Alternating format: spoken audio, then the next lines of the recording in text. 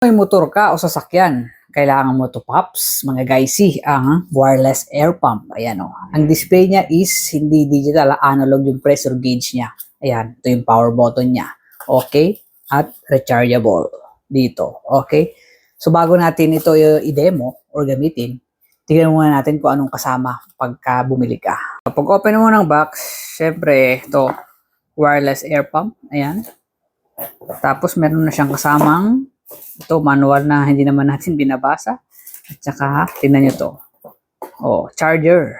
Okay. USB. So, kailangan mo dito ng adapter. And then, meron din siyang kasama na. Oh, ayan, ito yung pang sa, sa bola. Oh, tapos ito mga to is sa mga, yan, lobo. Oh, pwede yan.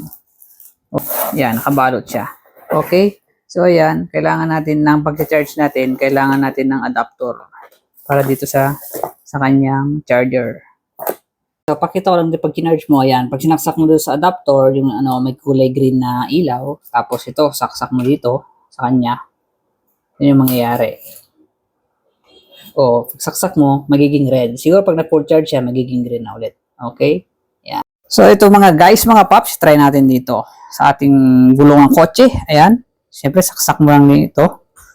Ayan. May built-in na rin pala ito na ilaw, no? Flashlight. Yan, no? Pagkasalpak mo na ganyan, nabasa niya agad yung kung ilan ang hangin niya. So, itong hangin ng gulong is nasa 25, 35, nasa 35, 36 PSI. So, okay naman yung hangin ng gulong ko. Yun yung isang kagandahan talaga nito. Pagka, mabasa mo agad yung kung ilan yung hangin niya, Okay? So, ayan. Try na lang natin i-on. Okay. Power on natin. Yan. On button niya. So, ayan, pagka-on mo, ilaw na rin yung flashlight niya, may ilaw ka na rin habang naghahangin. Okay?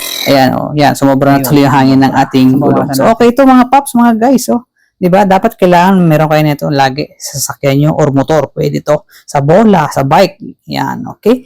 Wireless air pump. Yan, nandyan lang yan sa basket. Lagay ko yung link pag kailangan nyo rin ito, mga paps, mga guys. Thank you for watching.